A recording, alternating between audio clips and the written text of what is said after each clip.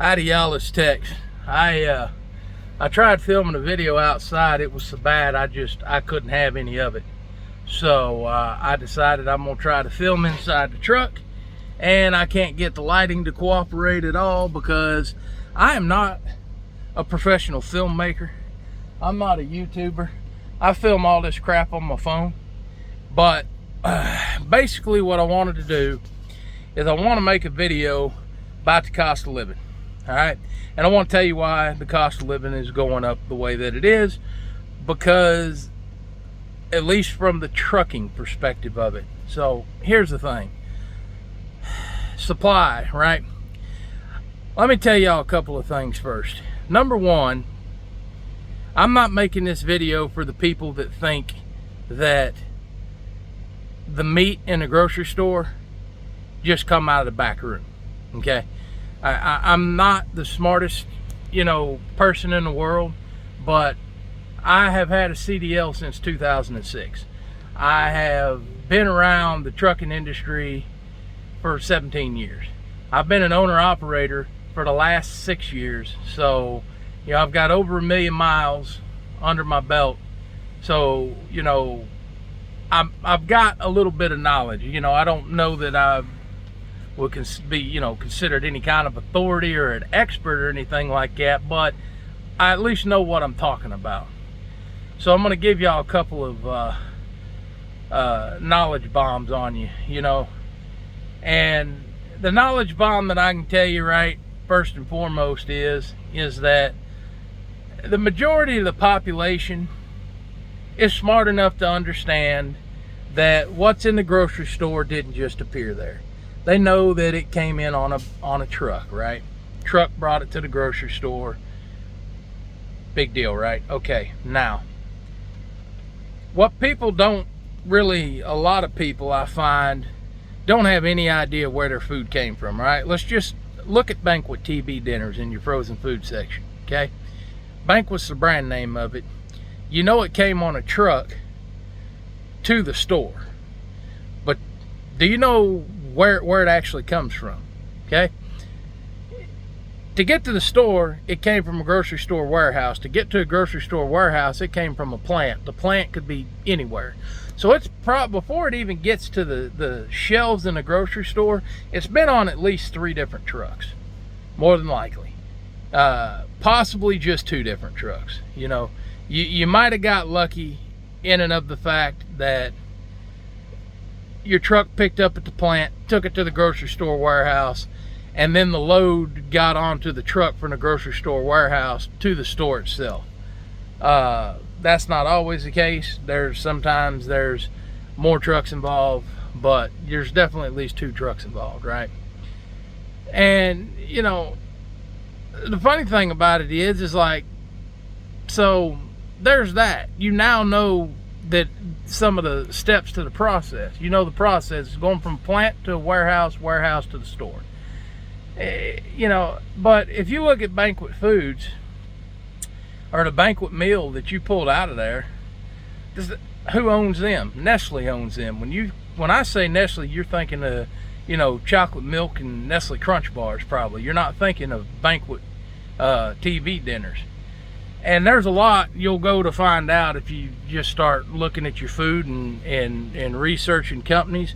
You can look back and see who owns what. And just like with the media, there's basically only 4 or 5 companies that own all the shit you buy in the store that you eat, just about. But this is going to focus strictly on the shipping aspect of it. So I just told you it goes from a plant to a distribution warehouse, a grocery store warehouse. It's just food, mind you. Then it goes from there to whatever store you're getting it out of. Here's the funny part about that. You've worked an entry-level job of any kind, or you have a manager or something, the old adage, shit rolls downhill. What's going to happen is somebody's going to screw up, and it's all going to fall down to the lowest man on the totem pole, right? That's how things work, because nobody wants to. The management's not going to take responsibility for it. Oh no, we didn't do. That's why they're management. So That's the same thing in trucking, right? The driver is the lowest man on the totem pole. Let's just say a load of Coca-Cola, for instance, coming out of one of their plants, going to a grocery store warehouse. Let's just use a mega carrier like Schneider, for example. Schneider may tell them, we'll ship that load, yeah, it'll be $6,000. So Coca-Cola is going to pay $6,000 to Schneider to ship this load. Well, Schneider has owner-operators and they have company trucks. I was an owner-operator at Schneider at one point. And the thing about it is, most owner-operators were on a percentage pay. 65% of the load. Well, they just charged Coca-Cola $6,000 to haul that load. I get the load on my load board available to me, and it might only pay me $1,000. Well, if you're even bad at math, you'll know that $1,000 is not 65% of $6,000. Well, that's because that $6,000, that's not what showed up on the load board, right? How's that happen? Well, it's very simple. Major companies like Schneider, Warner, Prime Inc., things like that, you'll see all the time how they've acquired smaller carriers and things like that. Every one of them's got a brokerage operation. Sometimes they just acquire brokerage operations. So now Schneider Inc., Schneider has gotten a $6,000 load. That's what they're charging Coca-Cola for, and they're being paid for it. So what's Schneider do? Well, Schneider has other brokerages, right? So they broker it out to such and such company, who brokers it out to the next company, who brokers it out to the next company. And then they broker it back over to Schneider. But when they broker it out, that amount goes down every time because everybody's going to make a little money. So Schneider got it at $6,000. They brokered it out to Jack's Freight for $5,000. Jack brokered it out to John's Freight for $4,000. And then, John's Freight, they broker it over to Jill and her freight company at $4,000 or something like that, maybe $3,000 at this point. It usually goes down $1,000 every time. And basically, by the time they broker it back to Schneider for it to go on the load board for me as a driver to pick it up, it's gone from $6,000 that I never knew about to they put it on the board for $2,000, $2,500, basically somewhere around there. That's what they've bought it for, and then whatever 65%, it's $1,000 on the board. So that $1,000 I'm paid is the 65% of whatever they were supposedly paid, But any driver that's been doing this for any amount of time and has paid any kind of attention knows that this goes on. And the idea with being a driver is you've got to find a company to go to work for that has an amount of bullshit that you're willing to put up with. That's all there is to it, because they're all screw jobs. Brokers are all crooks. That's just the way that it is. They're going to get their money. When it comes down to, the way things are, the two people that get screwed is the shipper and the driver. The people in the middle make out like bandits. You just charged Coca-Cola $6,000 to ship. They paid you $6,000. And now the driver's screwed because you brokered it to 4 other brokers that you own. So your company hadn't lost any money. It's just gone to 4 different brokerages that you own before it's sold back to you. And you are now giving it to the driver. So you've just paid a driver $1,000 on a $6,000 load.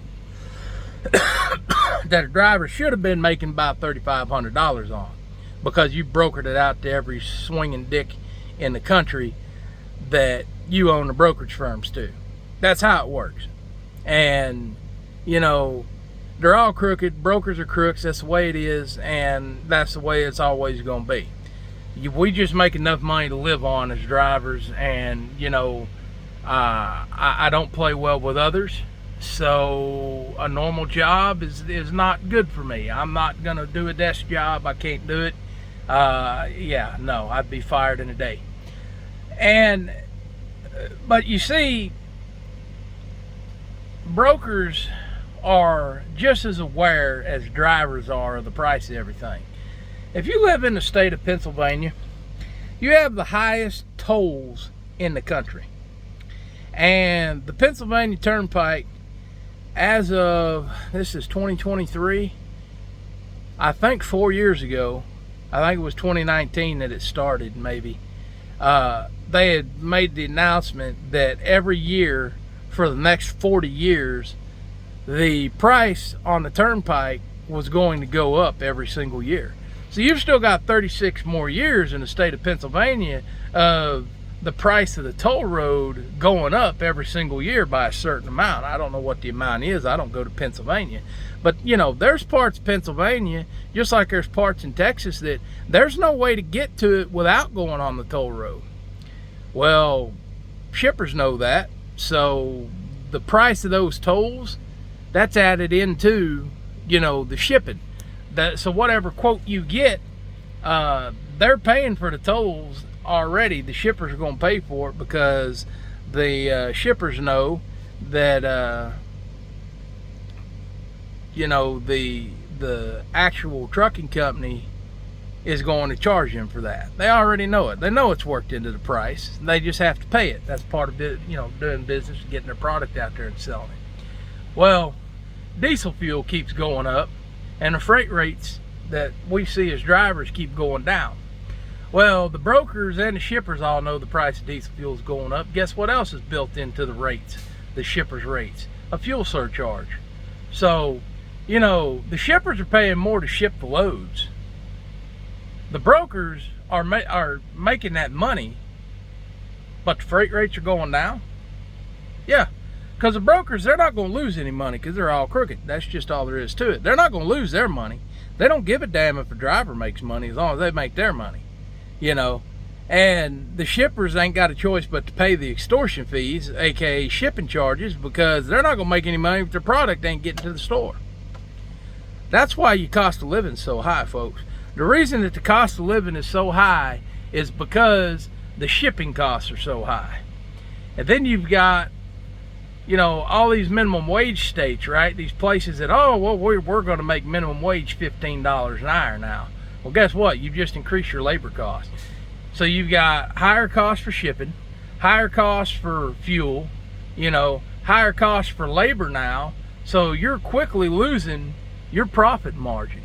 So the only way to make that up, you've got to pass them costs on somewhere. Well, them costs are going to get passed on to the consumer. They're not going to get passed on to the shipper. They're not going to get passed on to the broker. They're going to get passed on to the consumer because you're paying a higher price right there at the store shelves. And that's the way that it is. That's the way everything works. And that's the reason that prices for everything are so high in this country, because it's just a snowball effect. But from the trucking standpoint, that is why you're paying more at a grocery store, because they're charging the shippers more, which in turn, to make profit, they have to charge, you know, what they're selling at the Walmart or whoever for. They've got to charge more for that product, and therefore the end consumer, which is you buying your Coca-Cola at Walmart, now has to pay a higher price because they've got to make their money. Walmart has to make their money. The distributor they're buying it from has to make their money. The distributor has to pay Coca-Cola, who makes the product, their money.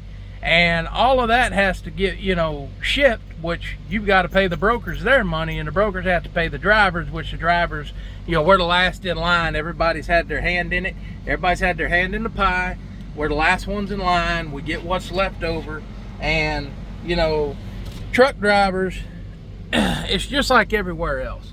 We are what you see. So these, you know, I go into places and, you know, I've got a load off a load board.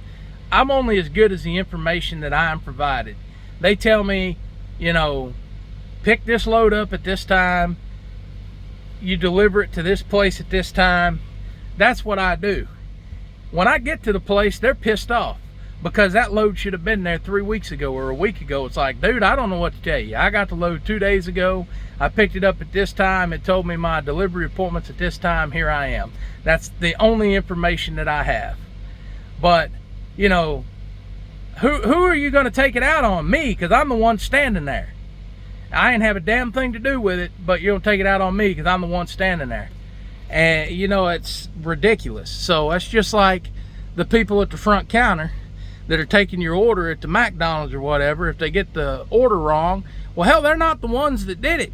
It's the cook in the back or somebody, you know. Maybe they did do it at the counter, but you're going to take it out on the cashier at the counter when they didn't have a damn thing to do with it because they didn't handle the food. So, you know, they call a manager over there, and the manager ain't going to ass up and do anything. They're going to blame everybody else because that's what they do. So, you know, being a truck driver is kindly a pain in the ass to start with, because people on the road don't know how to drive around trucks. They're more than happy to cut you the hell off and then wonder why I ran over the top of you, stupid ass, because you cut in front of a truck. I have more tires, I have more weight, I have more brakes, but guess what? It takes me a hell of a lot longer to stop than it does you in your little car or your little pickup truck. I'm gonna run right over the top of you because you were stupid and you cut in front of me and didn't leave me enough room to stop. That big ass gap in front of me is for me to stop safely, not for you to put your shitbox car in so I can run you the fuck over because you're a fucking moron. You know, that's the kind of shit we deal with. And then we have to deal with receivers or shippers, you know, mad. They're like, dude, you were supposed to pick this up a week ago, or you were supposed to deliver this a week ago. Well, dude, I don't know what to tell you. I didn't get the fucking load until tonight. I'm here on the information that I have, on the appointment times that I have. And a lot of those loads are through brokerages. So the biggest brokerage firm in the world is C.H. Robinson. That's all they do is broker. I mean, they have a couple of trucks. Very rarely do I ever see them. I think it's more port stuff. It's not the point. Point is, they are the biggest brokerage firm in the world. They're selling loads to Schneider, to Warner, to everybody that, you know, doesn't have direct customers. You know, they're on the load boards. A lot of the company that I'm leased to, they get a lot of loads off that load board, and a lot of times that information ain't right. So, you know, even our agents that I get loads from, they're only as good as the information the broker gives them. And if the broker gives them the wrong information, it is what it is. Welcome to a world of trucking. So truck drivers, we're getting yelled at, we're getting cut off, we're getting, you know, cussed out, whatever else, because people are impatient or something that ain't in my control they want to yell at me for because I'm the one standing there, dude. You know, and I got a bad attitude to start with because I don't put up with idiocy, and to me that's idiocy. And I'll tell them, dude, call the fucking broker that you ship this with and fucking yell at them. Don't yell at me because I'm going off the fucking information that I have. And that's just some of it, you know. So enjoy your high prices, because everybody except us that are drivers and you folks that are the end consumers, we're all getting fucked to make somebody else richer, which is just how the world works anyway. You know, from government to everything else, you know, just money makes, if you've got money, you've got the world in your hands. You know, that's what runs the world. It sucks, but welcome to it. Anyway, I'm gonna get the hell off here, and y'all have a good one.